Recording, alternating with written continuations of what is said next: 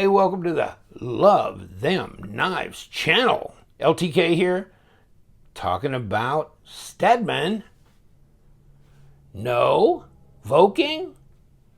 Yes? Both? Maybe? Yes, actually. Yes. Vouking by Stedman.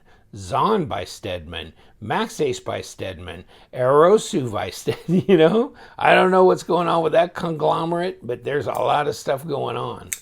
A lot of stuff. I was talking to one of the boys at one of the big distributors that distributes the Vouking, Stedman, Erosu, Max Ace, all that kind of stuff. It's like, so are all of them related, you know? And like, yep. Okay, whatever. Trying to get it all straight in my head.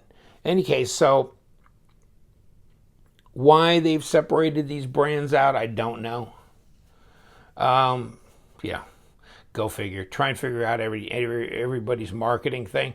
12C27. This is the, what is this? The TS05. What do you say on here, Justin? Yeah, TS05B. B for blue, I reckon. So, have you seen the new website of White Mountain Knives? Yeah. Probably have by the time this thing airs.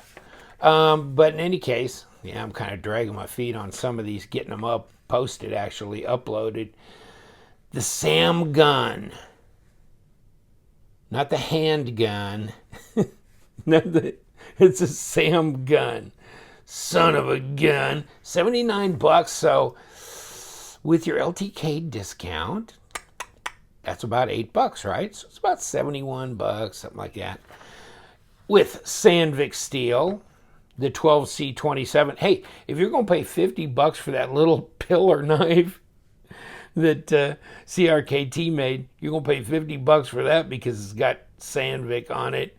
Then hell, maybe 71's all right. And hell, this isn't no steel frame with some laminate G10 CF thing on the front. This is actually anodized titanium, so yeah, maybe it's worth the extra couple of bucks. It just depends on the design. This is one that I'm a little ambivalent about because I don't know. I'm looking at this knife and I can't remember who, you know, punched my ticket on this saying, have you seen the Sam gun, you know, deal, blah, blah, blah, blah, blah. And so I put it on my list. And then I got it with my last order thing from White Mountain. And yeah, I mean, it's a different looking kind of knife. It's very thin and linear looking. You know, they've done some machining through here, not terribly intricate, but yeah, it's there. It's a titanium frame lock. It's got an over travel stop. You can see right there. The hardened steel insert, ball bearings. Obviously, you can see the inside. The blade stop here, internal. Well, you can see the bearings in here. Okay, I didn't take this one apart. Click. Like that. No blade play or lock rock on this knife. Lockup is 40%. Pretty darn close to that. Not a big, huge pass-through area, but it's not difficult to disengage the lock bar. Now, detent. Really hard to judge on this one as far as because it's so light and the blade's thin and light. But that's pretty stiff. That's stiff. So I'd say it's a 5.5 to a 6. I know one thing, I cannot throw this blade out. This will not gravity flip. You're not going to gravity flip this. I don't care who you are. This is not going to gravity flip. If you have the pivot actually, I mean, yeah, you could loosen the pivot up, the blade will drop out. But, you know, I'm just saying, if it's properly done, this is not going to, it's not going to fall out. You can't gravity flip this. This is pretty stiff. And failing the flip, wow, that's hard to do. It is a fairly snappy action on here. Okay, I failed it probably because I stopped it with my finger from rotating. See, if you keep your finger here, this will come up and actually touch your finger as it's trying to come up and rotate. So you can stop it. Just leave your finger right there. And I couldn't stop it that time. So light switch, push button. Either way, snappy. It's blue. You can get them in different colors. The hardware seems pretty nice.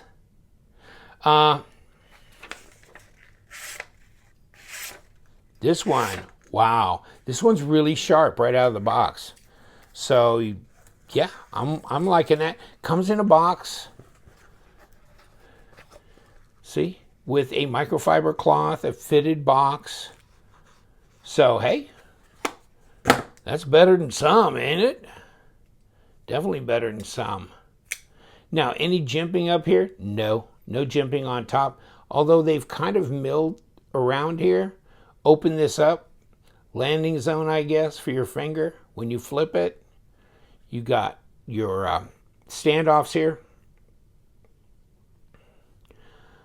Pretty much a deep carry pocket clip. Wow. You know what? I'm wondering if you can't reverse this. I didn't look closely, I'm sorry, before this. I don't think they've intended for you to be able to do that because see how they've milled. Well, is that sitting right on top? See, it looks like they've cut in here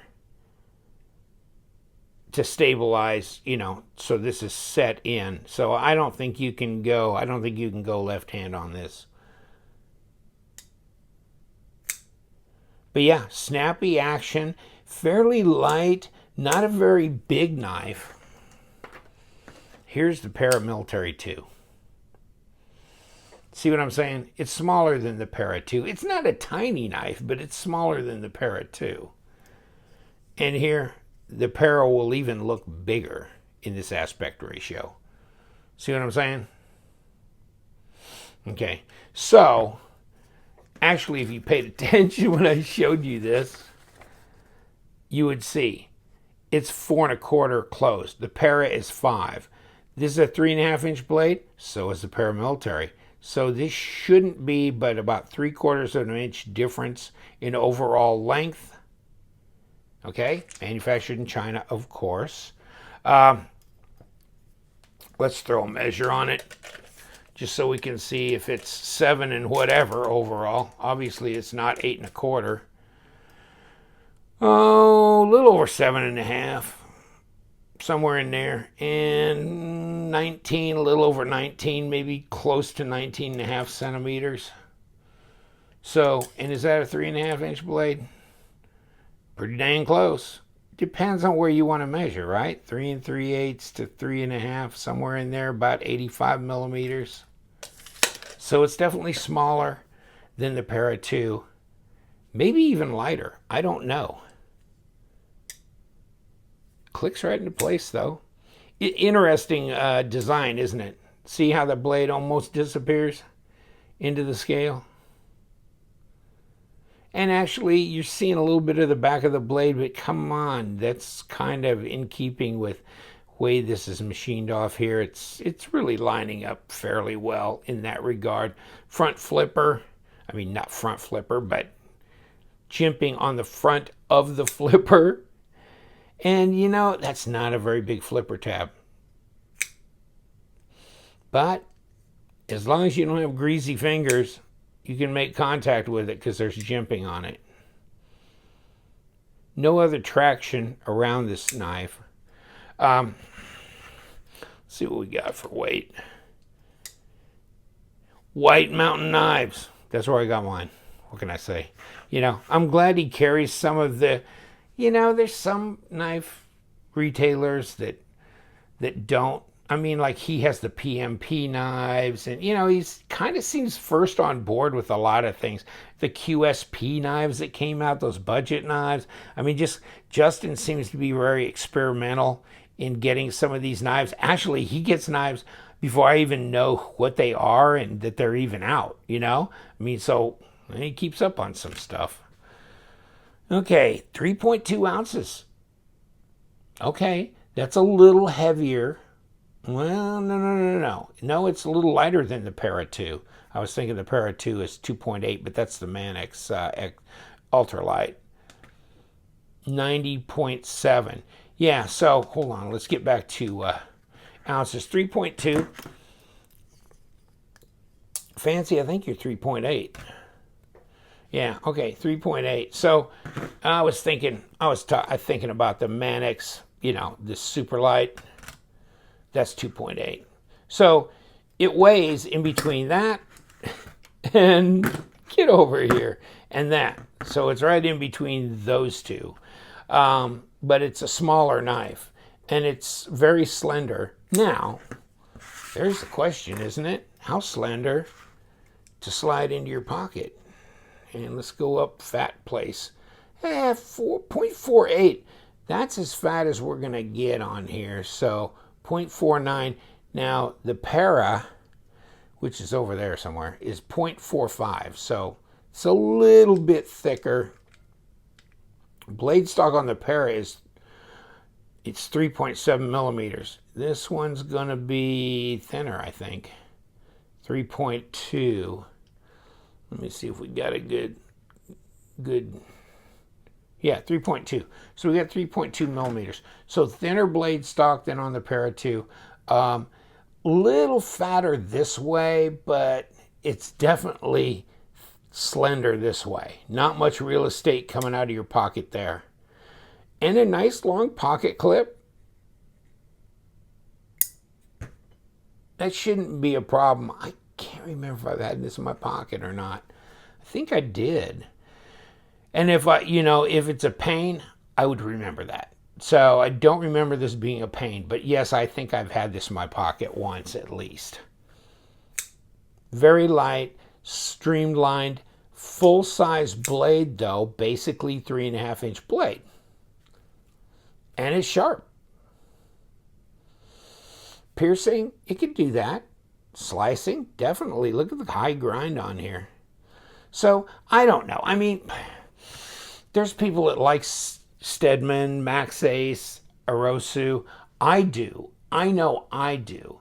And I know there's some people out there that are pretty dismissive, other reviewers, that are not very into it. And that's okay. I mean, everybody's got their own road to walk. So, but I think there was a controversy about the Stedman M390. They had a big long Quaker, dagger looking one. Put some corrosive material on it, and 4 days later it had some corrosion on the blade, some surface rust of sorts on an M390 blade. And they were going, what? By the way, M390 will rust. ZDP 189 will rust. CTS XHP will rust. Everything I can think of right off the top of my head will rust, except for H1, which they replaced the carbon with nitrogen. Well, almost all the carbon with nitrogen. So it's got such a tiny amount of carbon in it. But these, no, they got carbon. So, I mean, I understood. I was concerned about it, so I fired off a deal to the national distributor, blah, blah, blah. They talked with the actual people at Stedman. It confirmed, no, that's Bowler M390. They got, the test sheets and all the stuff and information. So, yes, it will corrode. Is it real M390? I guess maybe. And I think I know a guy that could, kind of give you that indicator, but I'm not sure he's got the program loaded in his scanner, So it can give you the element printout, and you can look at that, compare it to the element recipe of M390. So I might do that, actually. So I'm thinking about doing that, and maybe any other knife might be interesting to double check. So we'll see in the future. We might actually send some knives to be tested and see how that goes. I think it would be interesting.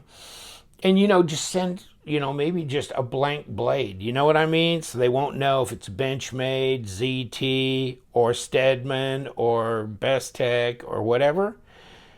so they won't have a built-in bias, and you know, it'd be interesting. It would be fascinating to see. You know, I don't want to get anybody misrepresenting to me either. So let's hope. I'm sure this is 12C27. I bet you can bank on that. You know, it's not like it's an exotic. Okay, it's a Sandvik. Hey, it's not going to rust real easy though either. Probably not as bad as, well, of course, that's why they came out with 14C28N, you know, because it was less corrosive than 12C27 when Kershaw was doing that thing. But yeah, still, this is a stainless. So, all right, I'm going to cut you loose. We've had enough fun, but a cool little knife, really. I mean, way under $100, and you know, if you like titanium and if you like these long, slender knives, and basically a full-size knife, at least EDC size blade, you know, light, easy to carry, not much real estate in the pocket, and good looking, hey, it might be a thinker. Take care, my friends. Hey, stay tuned. We will have another knife to talk about very, very soon. It's like one a day around here. It's like the vitamin.